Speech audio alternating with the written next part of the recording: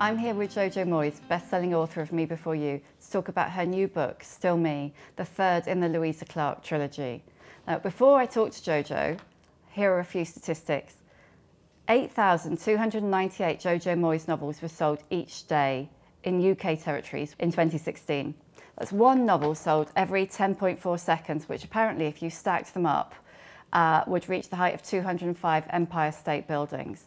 So not many books then, Jojo. I didn't actually know that stat till a couple of weeks ago, and I'm quite glad I didn't know it because I think it would have just frozen me.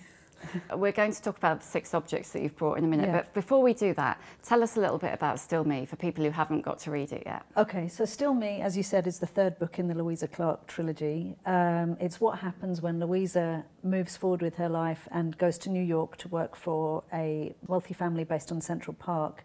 And she thinks it's going to be her great adventure, but as with all these things, life proves to be a little bit more complicated. She's stuck trying to maintain her relationship in London with Ambulance Sam, who readers of the past 2 books will know, but also finds that there is somebody who reminds her very much of Will in New York, and that creates problems. So there's a lot of stuff going on, but I don't really want to say too much. So we won't talk too much about the book at all. But one of the big things about this book is that Louisa's one of her big things is about saying yes to things. Yes. Is that a Jojo thing? Has Me Before You found you saying yes to things? Oh, definitely, actually. Sometimes when I probably shouldn't. From when that book came out, it's actually changed my way of thinking. I was a natural catastrophist, which I think has a subtle difference from pessimist. And now I just tend to say yes to most things if they're doable. Whether it's scuba diving or, trying something new. At the moment I'm writing for TV, which is, again, a whole new challenge because, I don't know, you get to your late 40s and you realise that life can be short and you may as well just throw yourself at everything that comes in your way. So now we're going to get you to show us your objects that you've brought today. So where should we start? What should we start with? Okay, I think we should start with this. This is a scarf given to me by my editor, my publisher, Louise Moore of Penguin. I had lunch with her about a year ago, and she's the most stylish woman in the world. And she was wearing this scarf, and I'd seen it on her before, and I just said, as we were leaving, I think your scarf is absolutely gorgeous. And she immediately unwound it from her neck and said, oh, have it, I'm bored of it. And I fell immediately in love with it. And you just get an item of clothing that you're going to wear to death. Got home, showed it to my family, and my daughter went, oh, it's Yves Saint Laurent. And I went, what? Oh my God. And it was. There's this tiny little label somewhere, if it's not fallen off, saying Yves Saint Laurent. So then I was we in need a to see the complete, label, we need being proof. English, we need visual proof. I then went into a complete panic and texted Louise and said, I can't possibly take this scarf from you because it's Yves Saint Laurent. Because it costs like hundreds of pounds. And then she went into, there you go. I've never owned anything Yves Saint Laurent in my life. The only way I could kind of get over my deep, deep discomfort with being given something this gorgeous was I then bought her a voucher from Net-a-Porter and emailed it to her so that she could at least replace her scarf. And then everybody was happy. And I actually have worn it probably 4 times a week since. I think people are probably bored of seeing me in it. So if you had bought it yourself, it would cost per wear, it would have been like 2pence now. It's the best value item of clothing I own. And there's something just, when you get a scarf that's the right length to kind of twist and it's light and it always just feels delicious, I get such pleasure from it every single day. It's gorgeous. Yeah, so that's excellent editor. Thank you. Excellent editor. Yeah. But I'm never going to tell her that I like anything that she's got on ever again. Just don't say you like her top or her shoes. Exactly, exactly. She could have a long walk home. Okay, so 2 years ago, I went to New York with my daughter, and she hit 17, and we have this thing with our kids that when they hit 16, 17, they get to choose and go away with one parent for a kind of long weekend somewhere. My daughter picked Oh God, New York. They pick a parent? Yeah. Oh my God, pick a parent, pick a location, We've no got 3 pressure. kids, so you're kind of, conscious that you're probably going to luck out You're at least going to get once. one. What if you didn't though? What if Well, no then you'd kids really picked messed up, you? hadn't you? Oh You'd my kind of God. know. So my daughter picked New yes. York, and she was obsessed with Frida Kahlo at the time, and we found out that there was an exhibition of her work in the Botanical Gardens in, is it Brooklyn, I think? So we got the train out and we went and saw this exhibition, and I hadn't seen any Frida Kahlo stuff in the flesh up until that point. You know, you think you know what an artist's work is like, and it just moved me to tears. There's something about seeing the real work, and it's so intricate and it's so immediate, and I just remember having such a physical reaction to it. I'm sorry if that sounds horribly pretentious, some of but it's it was so shocking. raw though, isn't yeah, it? and the one with the broken spine is just, it just gets you. And then there was this fantastic gift shop. I need to stroke it. Yeah. So I got that from the gift shop afterwards because so gorgeous. I just loved it. And I think, you know, I know she's a well-worn icon for many women, but I just think in terms of what she did with her art and how she lived despite the many physical obstacles she had, and just the sheer kind of ballsy individualism of her, the way she dressed and the way she lived her life, I just think she has a lot to teach us all. So I love this. It just makes me happy. Yeah. It's a gorgeous thing. So this is, I'm a bit concerned that this is going to come off as show-offery, but this is what my publisher's Penguin gave me. This is a silver penguin, isn't it? It is a silver penguin. It's That's a Theo how many Fennel books penguin. she It's sold. also really lovely and tactile if you have it's a heavy. feel of him. It's real. And it's not hollow. I got gifted this when I hit a certain number of books, and to my embarrassment, I couldn't Can tell you. you really not remember how many? I can't remember how many, but I know that Jamie Oliver's got one, and I think Marion Keyes has got one.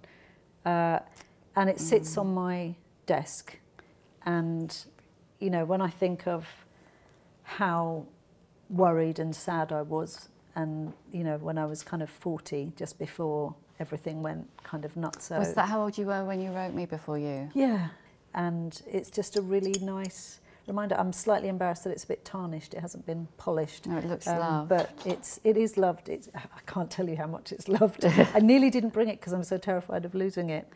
And just for anyone who doesn't know, Jojo didn't have a book contract when she wrote Me Before You. So Me Before You was written just out of sheer passion and belief. Yeah, and it was, again, a lesson to me in just pursuing something if you believe in it or not, which leads me to my next item, which is the other thing that sits on my desk in front of me, which is a Tracy Emin handkerchief, which reads, "Be faithful to your dreams." This is actually a thing that my dad commissioned. My dad used to have a company that dealt in fine art. It didn't deal in fine art. It moved and stored fine art for everybody from the government art collection to the Queen. He'd built it up from nothing. And there were for a good decade, every Christmas, instead of sending company Christmas cards, he would commission artwork from up-and-coming artists and send out little pieces of art. So there are people everywhere who, I don't know if they would have thrown them away afterwards, but this was before Tracy Emin really became kind of stratospheric. But I have a couple of these little things. So yeah, the company was called Momart, and wow. and that's what they sent out to maybe 500 clients, and You can Dad always see how saved one old for it me. is. It's amazing. But it has a good message. Yeah. Be faithful to your dreams. And so that also sits on my desk. Next thing. Okay, What have we so the next thing this is Big Dog. Big Dog is huge. My godchildren. Big Dog is a rescue dog who came to us 2 years ago. She's a Pyrenean. They couldn't find a home for her because she was too old and too big, and nobody wants a big old rescue dog. Big Dog is as big as you, isn't she? She's 55 kilos, so I weigh slightly more than her, but not a huge amount more. She's now 9. And we took her on knowing that Pyreneans rarely live past 11, and she's big for a Pyrenean. They very rarely go past 50 kilos. So we told the kids, this is a 4-year dog. And even as I picked her up from the rescue place, and she cried in the back of the car because up till then she thought she was going to another foster home. She'd been moved around so much. And so I had this huge creature crying like, ah! And I just thought, what have I done? What have I done? And honestly, the difference this creature has made to all our lives has been so immense and so positive, even though she's a gigantic pain in the arse, and you know, she has to go out for a wee every 3 hours because she's got an elderly bladder, and she doesn't like anybody coming to the house unless they're children. This is so indicative of the gentleness of these dogs when children come in. But if anybody she doesn't know, or in fact any man comes to the door, she turns into the Revenant. She goes onto her hind legs and appears at the window. And she's really, I mean, she'd be way taller than she's big. She's me. Yeah, much taller than me. And we don't get casual callers. She's just a dream. And it's really weird. I've had animals all my life, and yet every now and then you have an animal that you just have a weird connection with. And when I'm away, which I am sadly quite a lot, I miss her as much as I miss my children. And they know that, and they laugh about it because they miss her more than they miss me as well. There's just something about this dog. She's going to break my heart, but it will have been worth it because she's really special. I know everybody says that about their animals, but she really is. I love my other dog too, but I don't love him as much. Yeah, oh no. So yeah, she can go there. So the other thing, my other object is, I'm afraid, on my phone, which is my publisher's got this made for me about 3-4 years ago. And I love it so much, even though it's broken, that I won't update my phone because it would mean losing my phone case, which is just such a pleasure because it feels like, you know, proper penguin. It's real. It's real. A real book if it's got that gives penguin. me pleasure every day, even though, you know, bits of it catch on my clothes now because it's got sharp corners and everything. So yes, I'm one of these people who's embarrassingly wedded to their phone. And I actually, although this isn't one of my items, I play Scrabble all day, every day on my phone. So this is actually really, really fitting. And I'm a terrible insomniac. And what I always make sure that I have friends in other countries, that if I'm awake at 3 o'clock in the morning, I can play a move with them. Sleep therapists might say that has something to do with your insomnia. Possibly, yeah. My husband really tells me off. He's like, do not pick up your phone when you're lying there awake. But if you've been lying awake for 40 minutes, it's really boring. So, you know, it's one of the few things you can do without turning on a light. You can actually, I find it quite comforting knowing that there are people across the globe, or even in England, who are also lying awake at 3 o'clock in the morning for various reasons. Playing Scrabble on their phone. Lastly, so you've sold Me Before You has obviously been incredibly successful film. What next? I mean, obviously, you've just finished this book and we're already going, what are you doing next? Change. Well, I know, it's a fair question with me because I never stop working. I really come to terms this year with the fact that I have proper workaholic tendencies. That said, I'm working on a TV comedy pilot in the States with Warner Brothers and ABC, which has been a real learning curve again. In a week and a half, I'm headed to Kentucky on a research trip for my next book, which is going to be about as far removed from these books as you can imagine. But I'm very excited. It's a thing that's rooted in a historic event, and it's got real parallels to things that are going on today, and it's quite, it's to do with strong women, which is an obsession of mine, and I'm really, really excited to get going on it. Thank you very much, Jojo. Oh, thank you for having me.